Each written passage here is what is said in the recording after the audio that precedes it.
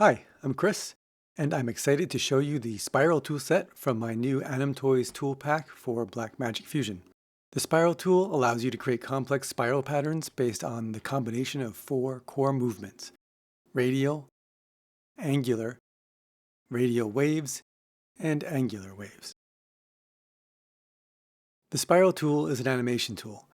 With it, you can create simple spiral animations easily. So if you want to wash this smiley down the drain, it's very easy. But the tool is capable of creating much more complex spiral-based patterns. For example, here's an animation using all four of the core movements available. By itself, such an animation might have limited uses, but there are a couple of great ways to turn the animation into more of a design element. One easy way is to use the Echo Fuse from Jacob Donnell. The link to the fuse is in the description. This allows you to get a better look at the shape of the spiral you've created, giving context to the animation. It can be quite resource intensive, so I've pre-rendered a version of this spiral using the Echo Fuse, and here's what it looks like. In combination with the spiral stretcher tool, which we'll talk about in a bit, this can produce some really fun effects. The other simple way to use the spiral tool as a design tool is with the Create Polygon button. This will create a polygon node with the path of the animation. Here's what this spiral looks like. Once you have the polygon, you can manipulate it like any other polygon, including animating it, like this. Let's go ahead and break down how the four different types of motion fit together to create the spiral. Starting with our smiley, I've created a spiral that uses just the angular speed. As you can see, this creates a simple circular animation. Now I've added a second spiral that uses only the radial speed. This one creates a straight line motion away from the center point. Next up is the primary wave.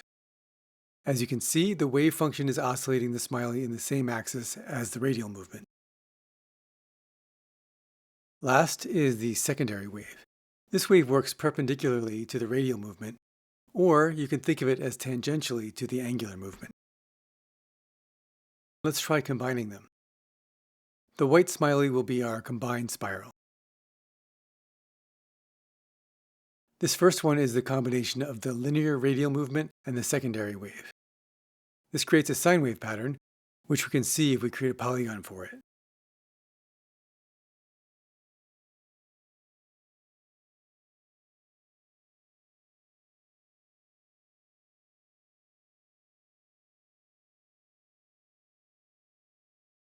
For this one, I've combined the angular movement with the radial movement. This combination is what creates your basic spiral shape. The image goes around in a circle as it moves away from the center point. I'll create a polygon so you can see it. And there's your basic spiral shape.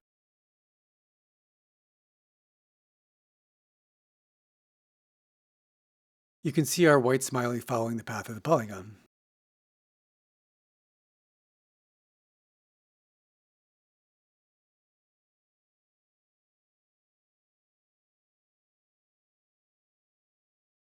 This one uses angular movement plus the primary wave. This creates a movement that is a wavy circle. Let's look at the polygon. It's a cute star shape. This combination is an easy way to make simple shapes like this. Next, we have the angular movement with the secondary wave.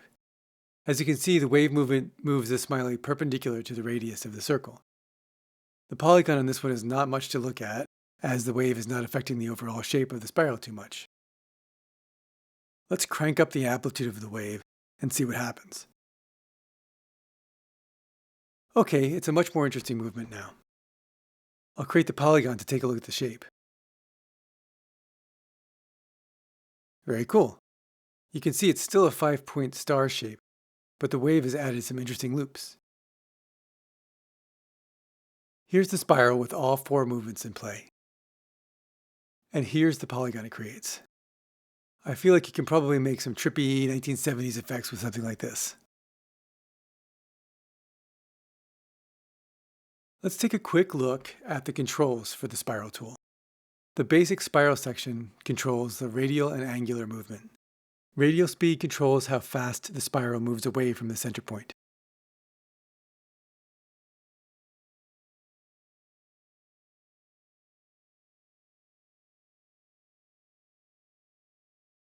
The angular speed sets how many degrees per frame the image will rotate around the center. Negative values will move the spiral clockwise, and positive values will be counterclockwise.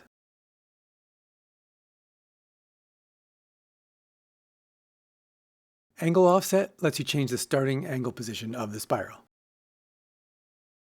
Distance offset lets you change the starting distance from the center. If you want spiral movement that starts far away from center and spirals inward, set the distance offset, then choose a negative value for the radial speed, like so.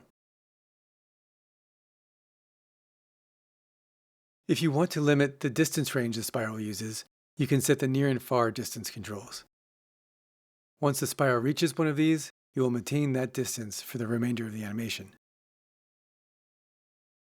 Here I've set the near distance so that the image never gets closer than 2.5 image widths to the center point of the spiral.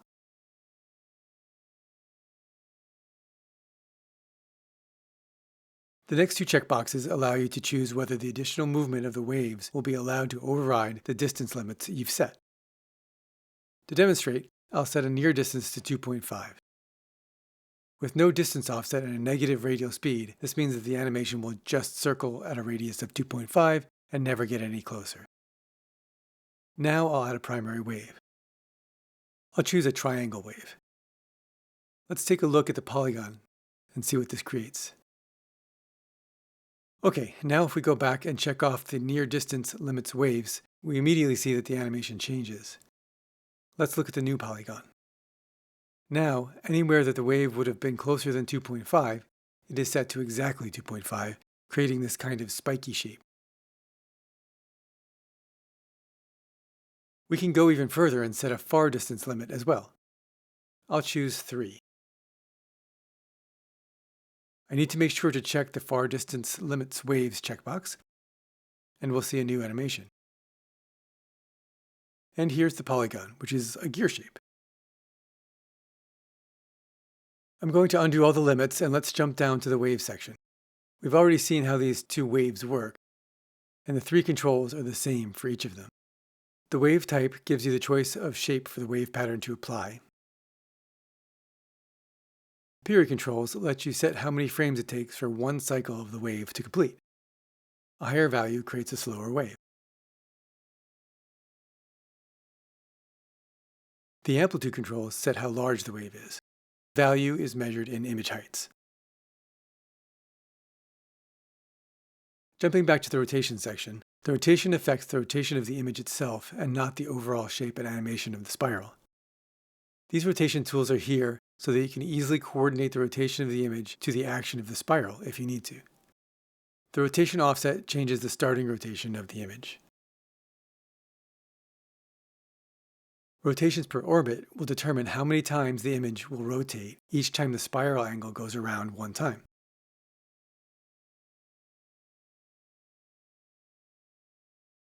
By default, this is set to 1, so that the image rotation is locked to the spiral rotation.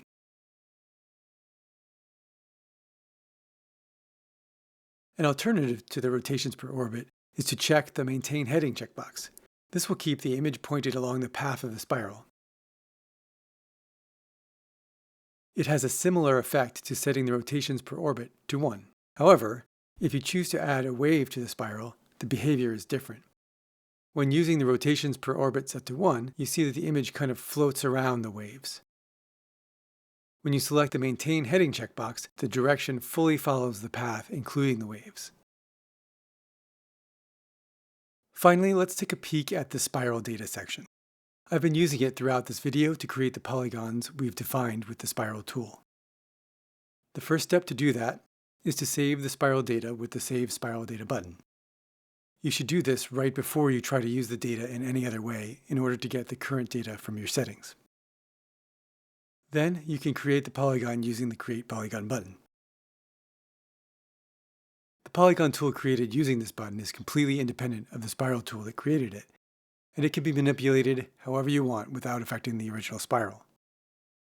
Last is the Export Spiral Data button. To export the data, you must first use the Save Spiral Data button. Then press the Export Spiral Data button.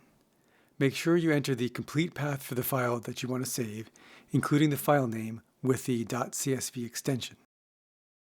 This will generate a data file that you can use in any other program that accepts CSV data.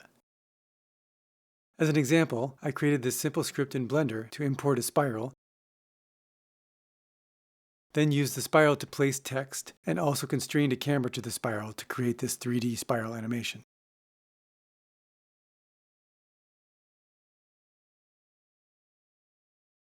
I've included the script in the Anim Toys pack for your reference. Let's take a quick look at the spiral save and spiral stretcher nodes. The save and stretcher nodes were covered in depth in the Anim Toys bounce tool video, so I would suggest watching that for more information. I've added a spiral save node and connected it to an image. I've already gotten the data from our spiral tool. Note that the new image is much bigger than our smiley. I don't care about motion blur right now, so I'm going to use the expression buttons. We have two options of how to copy the spiral to this new image. The first is to use the exact position. As you can see, the logo now follows the exact path of the smiley. The other option is to copy the spiral path relative to the size of the new object. Now, the spiral shape matches the original in relation to the size of the two different images. Lastly, we can use the set rotation expression to match the rotation of the logo to the rotation of the smiley. The spiral stretcher tool allows you to stretch time based on one of three values in the spiral animation: the relative height of the primary wave, the angular progress over 360 degrees, or the rotation of the image. These are just the data that I thought might be useful.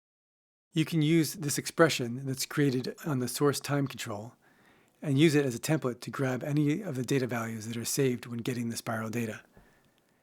You can see this data by exporting it to a CSV file. If you think of some other data that might be useful, let me know, and I'll see if I can add it to the saved spiral data. One cool thing you can do with the stretcher node is to get self-referential with it. I've gone ahead and set up a spiral stretcher node that's using an animated version of my smiley. I've selected the Set Height expression button, which uses the relative height of the primary wave as the stretching value. As you can see, the smiley is animating in time with the wave. What I can do now is to connect this spiral stretcher node back into the spiral tool as the image. Now, every time the smiley reaches the top of a wave, it smiles even bigger, like he's having lots of fun.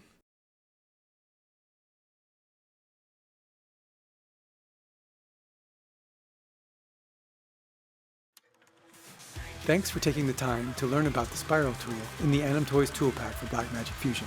Use the link in the description to get the Anim Toys pack and check out these other videos to learn more about the tools.